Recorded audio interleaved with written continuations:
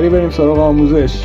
برای ثبت نام تو اینستاگرام از طریق اپلیکیشن کافیه گزینه ساین آپ رو بزنید.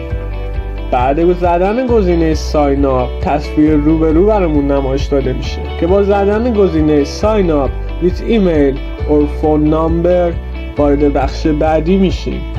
تو این بخش اینستاگرام از ما یه شماره موبایل یا ایمیل میخواد که با وارد کردن ایمیل یا شماره تلفن میتونیم به مرحله بعد بریم. البته در صورت وارد کردن شماره تلفن یه کد برامون ارسال میکنه که اونو باید وارد کنیم تا به ما اجازه عبور از این مرحله رو بده. گزینه نکست رو میزنیم و وارد مرحله بعد میشیم.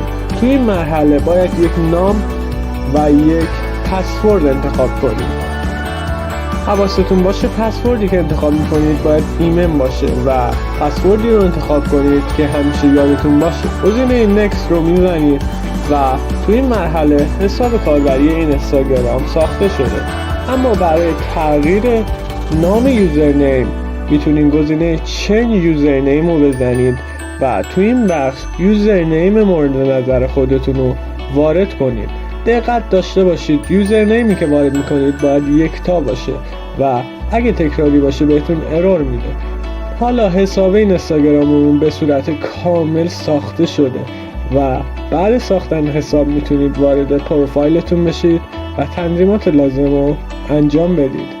امیدوارم این ویدیو براتون مفید بوده باشه.